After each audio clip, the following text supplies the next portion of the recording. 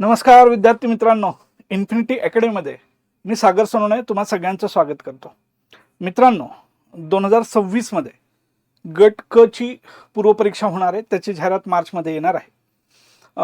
ह्या गट क च्या पूर्वपरीक्षेमध्ये आपल्याला टेक्निकलचं एक पद जे फार महत्त्वाचं आहे, RTO AMVI ह्याची पदं असणार आहेत. त्या परीक्षेसाठी अभ्यास करत असताना एकूण अभ्यासाचे नियोजन काय असावे याच्यावर आजच्या सेशनमध्ये आपण चर्चा करणार आहोत. का चर्चा करायचे? कारण की तुम्ही टेक्निकलचे विद्यार्थी आहात आणि तुम्हाला जो पूर्वपरीक्षेचा अभ्यासक्रम आहे तो नॉन टेक्निकलचा आहे. अर्थात त्याच्यामध्ये जनरल सायन्स हा तुमचा अभ्यासाचा भाग राहिलेला असतो, गणित बुद्धिमत्ता राहिलेला असतो. परंतु जे महत्त्वाचे भाग आहेत, जसं की इतिहास असेल, भारतीय राज्यघटना असेल, भूगोल असेल, चालू घडामोडी असेल, भारतीय अर्थव्यवस्था असेल, यांचं 10वी नंतरचा अभ्यास किंवा तुमचं वाचन झालेलं नसतं. त्यामुळे पूर्वपरीक्षेची तयारी करत असताना बऱ्याच विद्यार्थ्यांना अडचणी येत असतात. तर ह्या अडचणींवर कशी मात केली पाहिजे, त्याचं अभ्यासाचं नियोजन काय असलं पाहिजे, याच्यावर आजच्या सेशनमध्ये मी चर्चा करणार आहे. आता ही चर्चा करण्यापूर्वी आपल्याला पूर्वपरीक्षेचा अभ्यासक्रम व्यवस्थित डिटेल माहीत असायला पाहिजे आणि ते माहिती करून घेत असताना मी तुम्हाला 2025मध्ये जो गट क चा पेपर झालेला आहे त्याच्यात इतिहासावर कोणते प्रश्न विचारलेले आहेत, भूगोलावर कशा स्वरूपाचे प्रश्न विचारलेले आहेत, यावर आपल्याला डिस्कशन करता येईल, चर्चा करता येईल. त्यामुळं फार महत्त्वाचं आहे. तुम्ही जर अजून आपला चॅनल सबस्क्राईब केला नसेल तर चॅनल सबस्क्राईब करा. हे सेशन जर तुम्हाला आवडत असेल तर नक्की लाईक करा. आता आपण थोडं अभ्यासक्रमाबद्दल बोलूयात मित्रांनो. अभ्यासक्रम काय आहे पूर्वपरीक्षेचा? तत्पूर्वी आपल्याकडं 2026ला आपण टार्गेट करून आपली जी बॅच सुरू करतोय, RTO AMVI ची बॅच, जी प्रिलियम प्लस मेन्सची असणार आहे, जी आपण 15 जानेवारीपासून काय करतोय, सुरू करतोय. 15 जानेवारी 2026 पासून ती सुरू होती. ती टार्गेट 2026च्या परीक्षेसाठी आहे, ज्याची जाहिरात मार्चमध्ये येणार आहे आणि परीक्षा जुलैमध्ये होणार आहे. ऑफलाईन स्वरूपाची बॅच आहे ही. न्यू अपडेटेड सिलेबसनुसार आपण ती बॅच घेणार आहोत. ठीक आहे ना. तर तुम्हाला त्याच्या संदर्भात काही प्रश्न असतील तर तुम्ही हा एक संपर्क क्रमांक आहे, याच्यावर संपर्क करू शकता. संपर्क क्रमांक आहे 95 29 31 75 72. या नंबरवर तुम्ही संपर्क करून माहिती विचारू शकता. आता आपण मूळ मुद्द्याकडे येऊयात. आपल्याला पूर्वपरीक्षेचा अभ्यासक्रम काय आहे तो सगळ्यात पहिल्यांदा पाहू. पूर्वपरीक्षेचा एकूण घटक आपल्याला सांगितलेत 8. इतिहास आहे, भूगोल आहे, व्यवस्था आहे, चालू घडामोडी, राज्यशास्त्र, सामान्य विज्ञान, अंकगणित आणि बुद्धिमत्ता चाचणी. ठीक आहे ना. एकूण 8 घटक आहेत आणि या 8 घटकांवर एकूण प्रश्न असतात. एकूण प्रश्न असणार आहेत 100 प्रश्न असतात. आता ह्या 100 प्रश्नांचं वेटेज कसं आहे तेही मी तुम्हाला सांगतो. इतिहासावर 10 प्रश्न विचारले जातात, भूगोलावर 10 प्रश्न विचारले जातात, भारतीय अर्थव्यवस्थेवर 15 प्रश्न विचारले जातात, चालू घडामोडीवर 15 प्रश्न, राज्यशास्त्र ज्याच्यामध्ये आपण म्हणतो राज्यघटना प्लस पंचायत राज यावर प्रश्न विचारले जातात. सामान्य विज्ञानावर 15 प्रश्न आहेत, अंकगणितावर 10 प्रश्न आणि बुद्धिमत्तेवर 10 प्रश्न. असे एकूण 100 प्रश्नांचं आपला पेपर होत असतो. बदलणाऱ्या काळानुसार परीक्षेचं स्वरूप सुद्धा बदलत असतं. पूर्वी राज्यघटनेवर 10 प्रश्न असायचे आणि गणित बुद्धिमत्तेवर 15 प्रश्न. बरोबर. म्हणजे आता त्यांनी काय केलं, गणित बुद्धिमत्तेचे 5 प्रश्न वाढवलेत. म्हणजे ह्या दोघांचे मिळून हे 20 प्रश्न होतात. किती होतात? 20 प्रश्न. आणि पूर्वी इतिहासाचे 15 प्रश्न असायचे, भूगोलाचे 15, इतिहासाचे 5 प्रश्न कमी केलेत आणि हे राज्यघटनेचे 5 प्रश्न वाढवलेत आणि गणित बुद्धिमत्तेचे 5 प्रश्न वाढवलेले आहेत. परीक्षा पद्धती व्यवस्थित माहिती असेल तर आपल्याला आपलं अभ्यासाचं नियोजन खूप चांगल्या पद्धतीने करता येतं. आता मी काय करतो, एक विषयानुसार तुम्हाला त्या विषयाचा अभ्यास कसा करावा आणि त्याचं नियोजन काय असावं हे सांगतो. आता यांनी म्हणलेलं आहे आधुनिक भारताचा इतिहास, विशेषतः महाराष्ट्राचा इतिहास. बरोबर. पहिला मुद्दा आहे इतिहासाचा, ज्याच्यावर प्रश्न आहेत 10. आधुनिक भारताचा इतिहास, आधुनिक भारताचा इतिहास प्लस विशेषतः त्यांनी आपल्याला महाराष्ट्र सांगितलेला आहे. ठीक आहे ना. हे व्यवस्थित समजून घ्या. आधुनिक आपल्याला जसं तुम्ही राज्यसेवेचा अभ्यास करत असाल, UPSCचा अभ्यास करत असाल तर त्या ठिकाणी तुम्हाला प्राचीन भारताचा सुद्धा अभ्यास आहे, मध्ययुगीन भारताचा सुद्धा अभ्यास आहे आणि आधुनिक भारताचा. परंतु ज्यावेळेस आपण गट ब आणि गट क ची तयारी करतो त्यावेळेस आपल्याला प्राचीन आणि मध्ययुगीन इतिहासाचा अभ्यास नाही, तर तो आधुनिक भारताचा इतिहासाचा अभ्यास आहे. आणि ह्या आधुनिक भारताच्या इतिहासाच्या अभ्यासाची सुरुवात आपण 1707 पासून केली पाहिजे. म्हणजेच औरंगजेबाचा मृत्यू होतो, त्याचबरोबर युरोपियन सत्तांचं आगमन होतं, तिथपासून पुढपर्यंत 1947 पर्यंतचा आपल्याला अभ्यास हा करावा लागतो आधुनिक भारताच्या इतिहासामध्ये. ठीक आहे, मग त्याच्यामध्ये गव्हर्नर जनरल असतील, व्हॉइस रॉय असतील, यांच्यावर प्रश्न विचारले जातात. आपण आता ह्यात एक काय पाहायचं म्हणजे की युरोपियन सत्तांचे आगमन इथपासून, म्हणजे गव्हर्नर जनरल किंवा व्हॉइस रॉय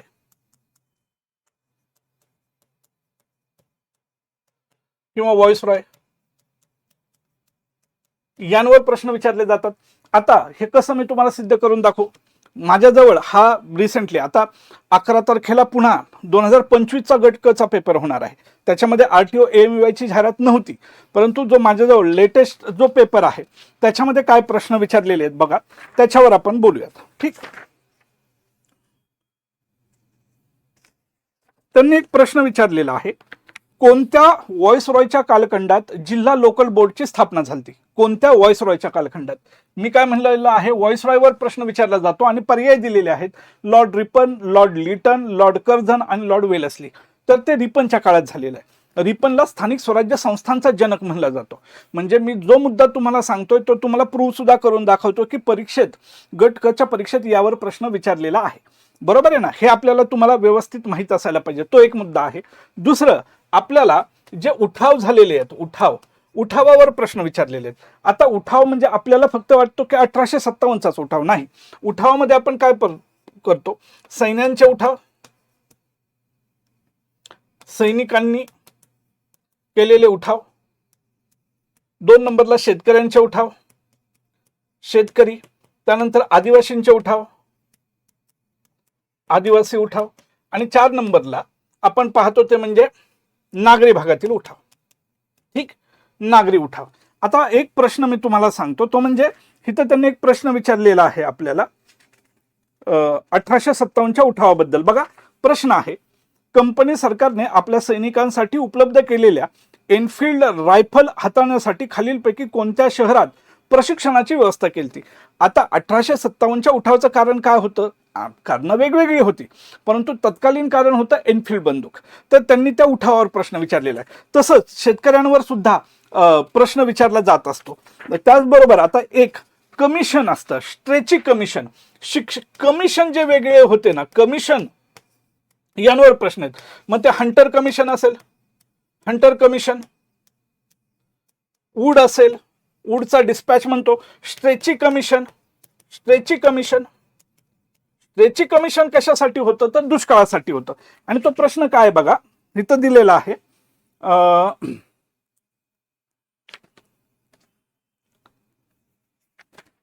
बघा स्ट्रेची आयोग कशाशी संबंधित होता. शैक्षणिक सुधारणा, आरोग्य सुधारणा, दुष्काळ उपाययोजना आणि बालविवाह रोखणे. आता स्ट्रेची कमिशन होतं दुष्काळाच्या संदर्भात आणि हंटर कमिशन आणि वूडचा खलिता हा शिक्षणाविषयीचा होता. हे व्यवस्थित म्हणजे तुम्ही आता परवा गट ब चा पेपर झाला त्याच्यामध्ये सुद्धा कमिशनवर प्रश्न विचारलेले आहेत. व्यवस्थित पेपर अनालिसिस जर केलं तुम्ही मित्रांनो, काय करायचं आपल्याला, PYQ व्यवस्थित पाहायच्यात. इन्फिनिटीच्या बॅचमध्ये मी इतिहास शिकवत असतो, अर्थव्यवस्था शिकवत असतो, त्यावेळेस मी काय करत असतो, जो कोणता मी टॉपिक शिकवतोय त्या टॉपिकवर ऑलरेडी कोणते प्रश्न विचारून गेलेले आहेत हे मी विद्यार्थ्यांना सांगत असतो आणि त्या आधारावर आपण पुढचा अभ्यास करत असतो. मित्रांनो, हे व्यवस्थित समजून घ्या. आपल्याला म्हणजे आपल्याला वाटतं की इतिहासाचे प्रश्न फक्त चळवळीवर प्रश्न असतील, चळवळीवर सुद्धा प्रश्न असतात, पण त्याच्याही व्यतिरिक्त इतिहासाचा आधुनिक भारताचा आवाका हा मोठा आहे. आणि हे कोण सांगताय, हा पेपर सांगतोय. आणि पेपरच्याच आधारावर आपल्याला काय करायचं आहे, व्यवस्थित अभ्यास करायचा आहे. ते नियोजन आपल्याला असलं पाहिजे. मी नाही म्हणत तुम्ही 15 वर्षाचे पेपर पहा, पण किमान 3 ते 4 वर्षाचे म्हणजे 2020 पासून ते आतापर्यंत जे गट क चे पेपर जे झालेले आहेत ते व्यवस्थित तुम्ही पाहिले पाहिजे. त्या विषयाचा अभ्यास करत असताना अभ्यासाचं नियोजन असं वेगळं कोणतं रॉकेट सायन्स नाहीये. गोष्टी तुमच्या समोर आहेत, पण त्या योग्य पद्धतीनं तुम्हाला हाताळता जर आल्या तर तुमचा अभ्यास निश्चित चांगल्या पद्धतीनं विद्यार्थ्यांना होत असतो. हे व्यवस्थित लक्षात ठेवायचं इतिहासाच्या बाबतीत. त्याचबरोबर इतिहासावर त्यांनी प्रश्न विचारलेले आहेत. बघा अजून तुम्हाला सांगतो मी, 1920 मध्ये स्थापन झालेल्या ऑल इंडिया ट्रेड युनियन काँग्रेसचे पहिले अध्यक्ष कोण होते, हा प्रश्न विचारलेला आहे. ऑल इंडिया ट्रेड युनियन काँग्रेसचे, आणि पर्याय दिलेले आहेत लाला लजपत राय असतील, लोकमान्य टिळक, श्रीपाद अमृत डांगे आणि अशोक मेहता. अर्थात याचं उत्तर आहे लाला लजपत राय. बरोबर आहे ना. अशा पद्धतीने आपल्याला इतिहासाचा अभ्यास करायचा आहे. आता पुढे बघूयात पुढचा कोणता विषय सांगितलेला आहे, भूगोल. आता ह्या भूगोलाचा सिलेबस काय म्हणलाय तो बघूयात. बघा भूगोलामध्ये काय म्हणलंय व्यवस्थित समजून घ्या. महाराष्ट्राचा भूगोल, भूगोलाच्या विशेष अभ्यासाचं, म्हणजे आपण ज्यावेळेस महाराष्ट्राच्या भूगोलाचा अभ्यास करतो तो विशेष आहे. त्याचबरोबर पृथ्वी, जागतिक विभाग, हवामान, अक्षांश, रेखांश, त्यानंतर महाराष्ट्रातील जमिनीचे प्रकार, 5 पर्जन्यमान, प्रमुख पिके, शहरे, नद्या, उद्योगधंदे इत्यादींवर आपल्याला ते प्रश्न विचारू शकतात भूगोल या घटकाच्या अंतर्गत.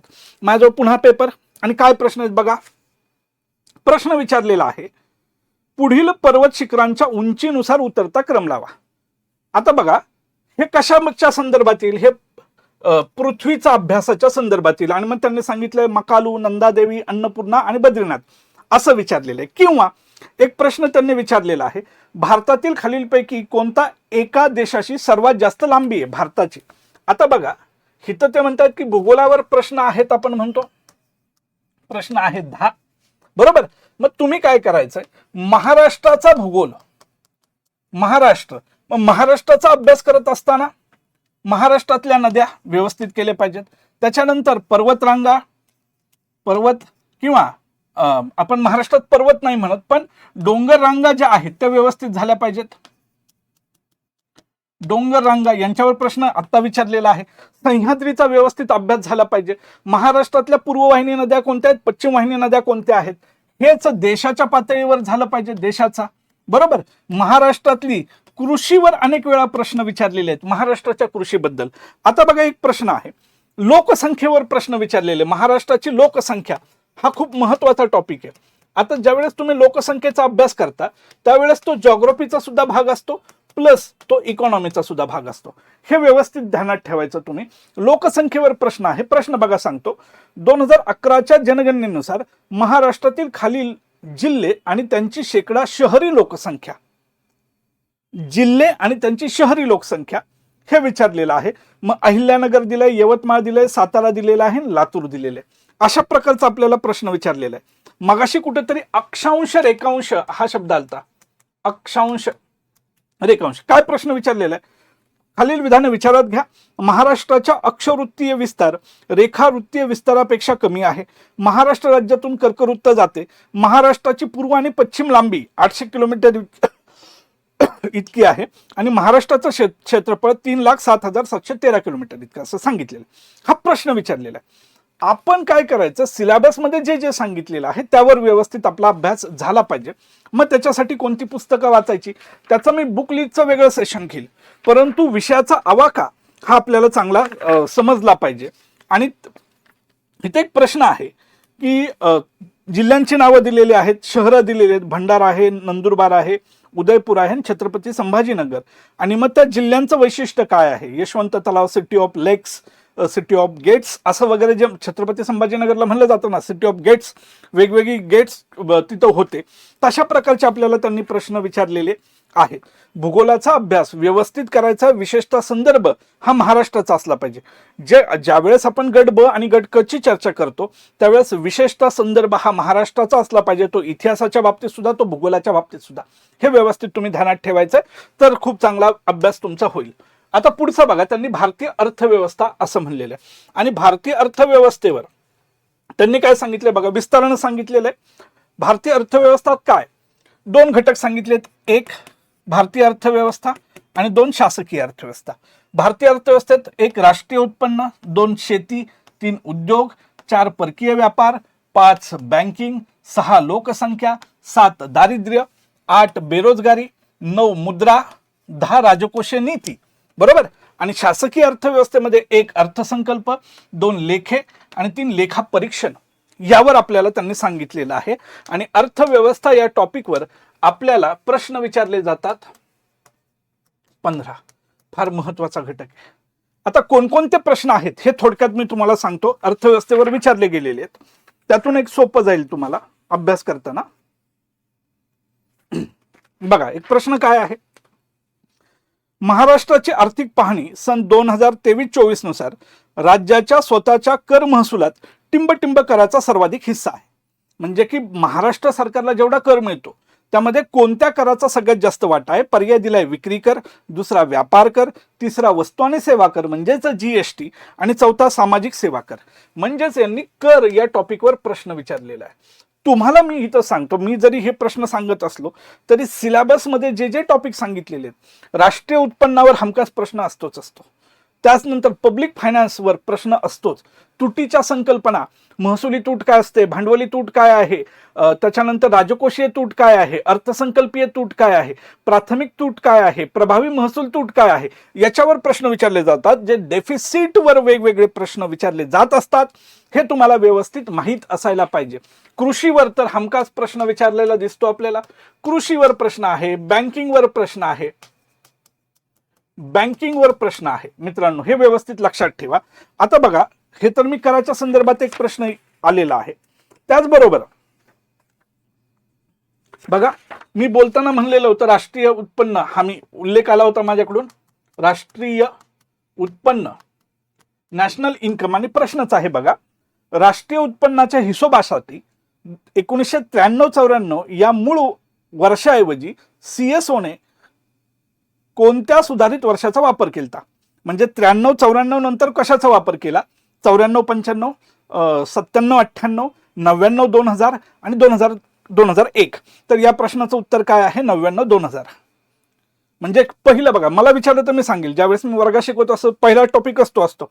पहिलं बेस इयर होतं 1949, दुसरं होतं 1960-61, तिसरं होतं 70-71, चौथं होतं 80-81, त्याच्यानंतर होतं 93-94 ज्याच्यावर प्रश्न विचारला, त्याच्यानंतरचं आहे 99-2000, त्यानंतर 4-5, त्यानंतर 11-12 आणि आता वेगळं बदललेलं.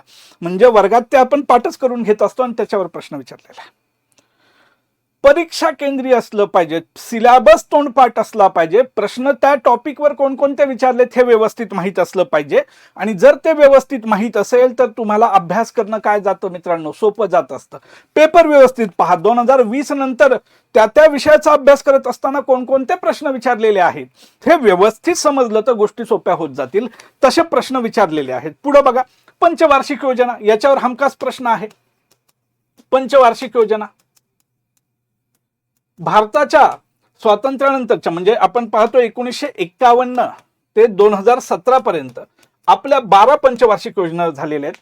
आणि ह्या 12 पंचवार्षिक योजना व्यवस्थित केल्या पाहिजेत. जसं बघा, त्यांनी विचारलेलं आहे की 5वी पंचवार्षिक योजना, 6वी पंचवार्षिक योजना, 9वी पंचवार्षिक योजना आणि 12वी पंचवार्षिक योजना, आणि त्याचे GDPच्या वाढीचे टार्गेट काय आहेत हे जोड्या लावायला.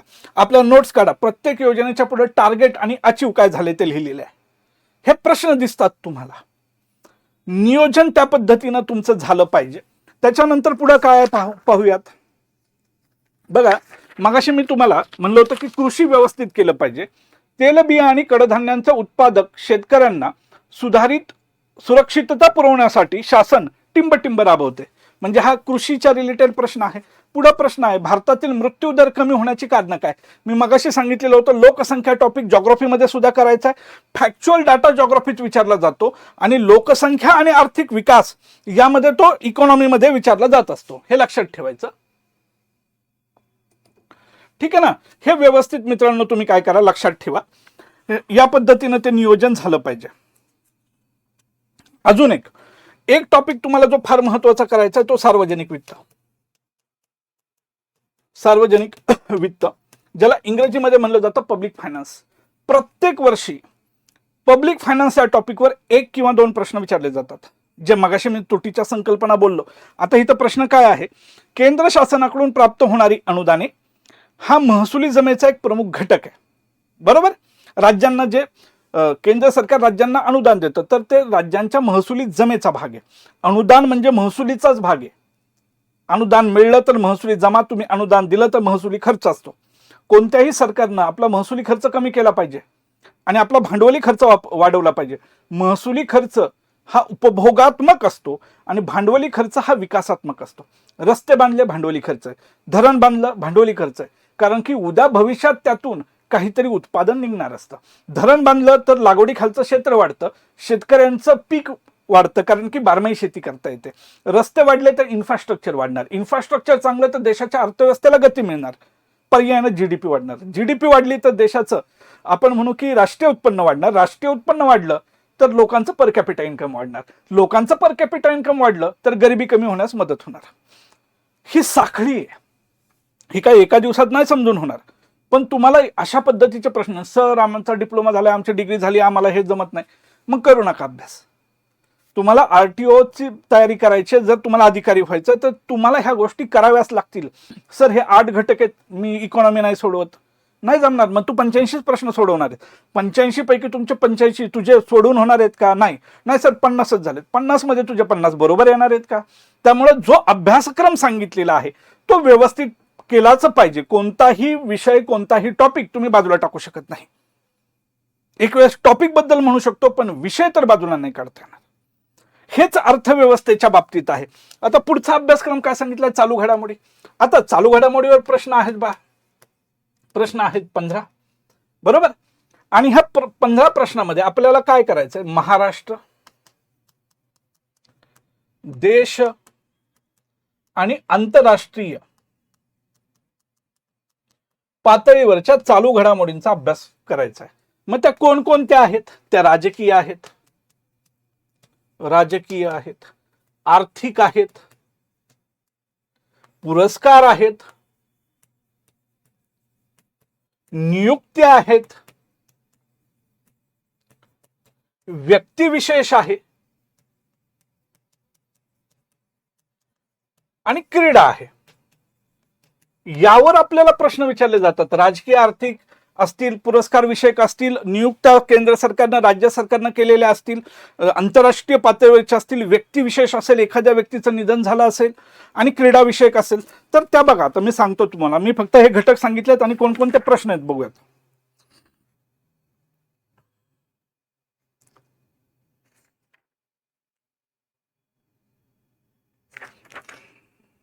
बघा एक प्रश्न,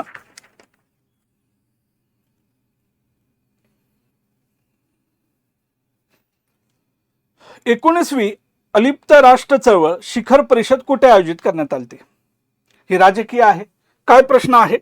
अलिप्ततावादी चळवळ, नामवर प्रश्न विचारलेला, कोणत्या देशात? आंतरराष्ट्रीय पातळीवरचा प्रश्न. पुढे बघा, रणजित गुहा यांचं कोणतं पुस्तक आहे? हे व्यक्तिविशेष आहे.